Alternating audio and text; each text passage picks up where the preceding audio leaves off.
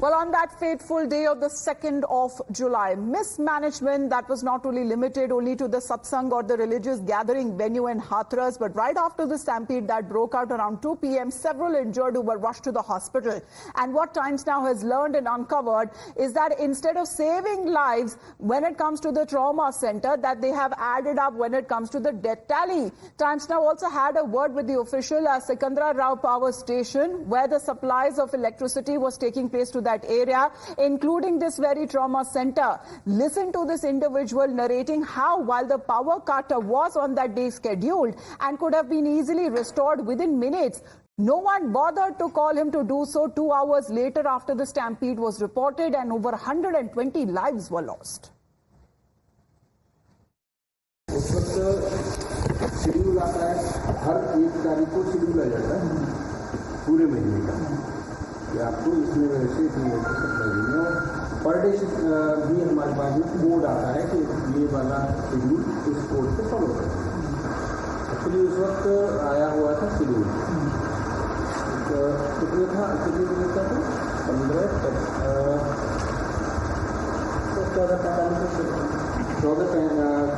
14:45 से आने की 2:45 से और 4:25 तक, तो 4:25 तक वो कोड आया हुआ था कि क्योंकि जो सप्लाई आवर थे वो रहते 53 घंटे सप्लाई थे, उसकी अकॉर्डिंग वो कटी हुई थी। मेरे को पता चलता है करीब 4 बजे के आसपास, क्योंकि बिना किसी तरीके से अनुसार नहीं हो सकते, क्योंकि पूरा यूपी का मैनेजमेंट होता है लखनऊ, है ना। लखनऊ में अलग अलग जगह हैं जहाँ से वो अलग अलग एरिया का सप्लाई है। हमारा काम तो पंटी में है, इसका सेंटर पंटी में है, और उस मैनेजमेंट होता है कि कहाँ से किस तरह से तो हमने जो है केवल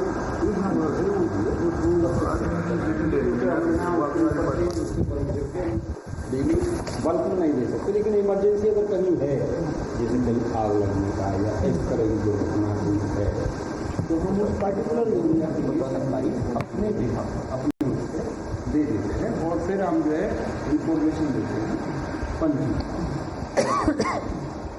पंटी कंट्रोल रूम से उनके 4 बजे के लिए मैसेज है, 4 बजे हमने सप्लाई चालू करा है, जबकि 4:15 बजे तक का हमारा काटने का शेड्यूल था, ऑर्डर आया हुआ था। तो 4:15 बजे की बजाय हमने 4 बजे जैसे ही ठीक कर ली, हमने उस फीडर को चालू कर दिया और जो लोकल सब स्टेशन रहता है वहाँ से हमने उनको बता दिया कि भाई यही फीडर चला है, उसकी वो चालू कर दिया हमने। उसके बाद में हमने जो है लखनऊ जो कंट्रोल होता है, पंटी कंट्रोल होता है, लखनऊ सेंटर जो है पंटी कंट्रोल, वहाँ पे अपना मैसेज डाला। मैसेज डालने के बाद में वहाँ से फिर हमारे पास में कोड मिला कि आप अगले दिन यानी कि 3 तारीख को रात के 12 बजे तक निर्बाध बिजली दीजिए पूरे उसके लिए हाथ में। तो हमने उसके बाद में जब वो चालू कर दिया, उसके बाद में कटाई है। आज जो है 4 बजे तक का वो फिर एक कोड आया तो उसमें 4 तारीख को 4 बजे तक, दिन के 4 बजे तक सप्लाई देनी है। अभी जस्ट वो टाइमिंग खत्म हो गया, तो कंटिन्यू कटेंगे, हम कटेंगे।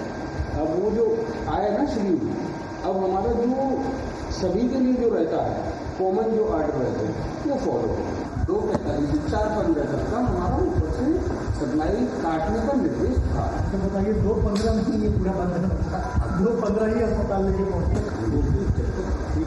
हमारी जो सप्लाई जो एवेंडोली है वो हम नहीं कर रहे हैं,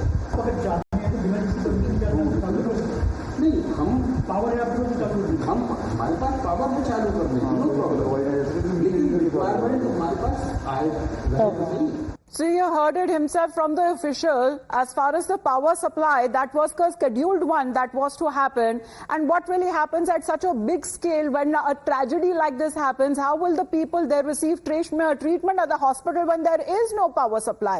What this means is that many of them who were injured, who arrived at the hospital, were unable to receive adequate medical attention, resulting in critical time being wasted and possibly many more fatalities that could have been avoided. Let's in fact take a look as far as this power schedule that is is concerned, because there was already a schedule cut when it comes to at around 2:45 to 4:15.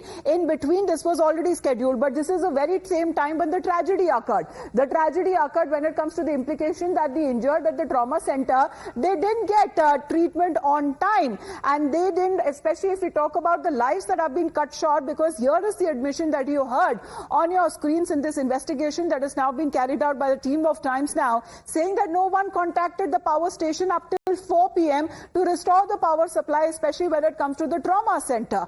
Crucial initial hours that have been lost. There could have been lives that could have been saved. 121 people, possibly if they would have received treatment on time, their lives could have been saved. The administration, meanwhile, took a lot of time when it comes to coming into action, swinging into action, but the big admission that is now coming in, that power could have been restored earlier if someone asked, because the power there at the station, the people did not know that this kind of a tragedy had occurred. In the meantime, let's quickly go across to Tetri now, because Tetri, in the meantime, we talk about this particular angle. There was no electricity supply. Ambulances were not there. Adequate when it comes to measures for ventilation that were not being done. There were no clearly demarcated exit or entry points. All of these lapses that only point out that what great tragedy this has been. And if timely steps would have been taken, many lives could have been saved. Absolutely. If the steps would have taken on time, then many lives would have been saved, you rightly mentioned. But as far as this candid conversation on our Times Now camera is concerned of this particular official, it is very, very important, and it shows the lapses. And in fact, it also highlights the fact that if probably electricity and all the measures would have been taken, then the death toll would have been lesser than 122. Talking about the conversation, he clearly told that there is a schedule of power cut in Hathras, particularly in Secunderabad, from 2:45 p.m. to 4:25 p.m. on a daily basis, according to the roster they get.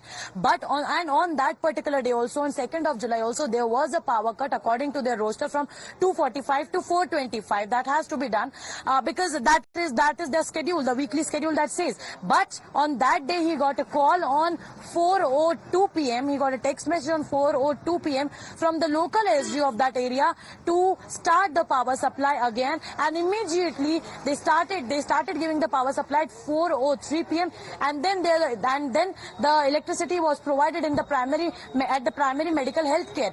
But the question over here is that why there was so much of delay in communicating that there is no power cut in the hospital. And you see, in such a crisis situation where approximately 100 dead bodies were brought at 2:30 p.m., what could have been the situation? We also saw the visuals where bodies were lying all on the floor. People were finding it difficult to get their treatment because it's the primary medical health care center is just a 30-bed hospital, and the people, the injured ones, the victims, the bodies, all that could have been also the reason when it comes to those who were injured were shifted to other hospitals in the vicinity. Even when it comes to driving for over an hour and reaching Aligarh, as far as when it comes to the patients who were reaching hospital, because imagine you're taking your loved ones to the hospital and there is no electricity supply. It doesn't come back for hours. Tetri continues to be with us because there are several more questions that are being raised, especially when it comes to the state government that is now saying that one must wait for the probe report to be submitted, and that they are willing to learn and improve when it comes to such loopholes or such tragedies that don't take place in the future. But with the lapse that has cost so many lives already, is it not already too late to report when it comes to those lives that have been lost and those lives that could have been saved in time? विभाग पे एक string हुआ है जिसमें कहा गया है कि लोकल प्रशासनिक गलती थी। वहां पे खबरें आपने देखी होंगी कि रिपोर्ट्स आई थी कि अस्पतालों में बिजली नहीं थी, उसकी भी जांच हुई है। उससे पता चला कि जो रोस्टर था उसमें बिजली कटौती की बात कही गई थी। अस्पताल में जनरेटर थे, इन्वर्टर थे, लेकिन अस्पताल की तरफ से ये कहा गया कि जो बिजली विभाग है उनका कहना है कि 4:03 पर उनको इन्फॉर्मेशन दी गई कि बिजली नहीं है। तो आपको लगता है कि बहुत देर तक बिजली अस्पतालों में नहीं रही और इसका खमियाजा भुगतना पड़ा? देखिए, एसआईटी इस पर जांच कर रही है और जैसा आप सब लोग भी कह रहे हैं कि कुछ जांच रिपोर्ट उन्होंने सबमिट की है मुख्यमंत्री के पास। अभी जांच रिपोर्ट सार्वजनिक नहीं है और मैंने भी देखी नहीं है। जांच रिपोर्ट आ जा रही है, इसमें जुडिशियल भी जांच चल रही है। हाईकोर्ट के रिटायर्ड जज जांच कर रहे हैं और मेरे ख्याल से अभी कुछ कहना ठीक नहीं रहेगा। जुडिशियल हाईकोर्ट के रिटायर्ड जज की जांच आज आन दीजिए, उसके बाद फिर जिसकी भी कमी होगी उसके खिलाफ कार्रवाई की जाएगी। जो भी दोषी है, वो कोई भी हो, वो आयोजक हो, वो प्रशासन के लोग हों, या जहां पे डॉक्टर्स की लापरवाही है वो लोग हों, जिनकी भी जिम्मेदारी है उन जिम्मेदारों पे कार्रवाई होनी चाहिए, एक नजीर को पेश करना चाहिए। लेकिन इतने घंटों के बाद भी, इतने दिन के बाद भी सरकार के द्वारा कोई कार्रवाई नहीं की गई है। इससे ये पता चलता है कि कहीं न कहीं सरकार इस पूरे मामले पे लीपापोती कर रही है, और जिस तरीके से टाइम्स नाउ ने स्टिंग ऑपरेशन किया है वो इस बात को और पुख्ता करती है कि भारतीय जनता पार्टी की सरकार इस पूरे मामले को लीपापोती करना चाह रही है। हाथरस में जब हादसा हुआ उस समय हॉस्पिटल में लाइट नहीं थी। बिजली विभाग के जो एसडीओ हैं उन्होंने ये बात एक्सेप्ट करी है कि डेली कटौती होती थी। जब पेशेंट्स वहां पे पहुंचे हैं उस टाइम पे लाइट नहीं थी। हॉस्पिटल ने जब 2 घंटे बाद उनको व्हाट्सएप मैसेज किया, उसके बाद वहां पे लाइट सौंपी गई है। बिजली कटौती उत्तर प्रदेश की आम बात है। जहां तक सवाल है हाथरस का, हाथरस भी उत्तर प्रदेश के अंदर आता है।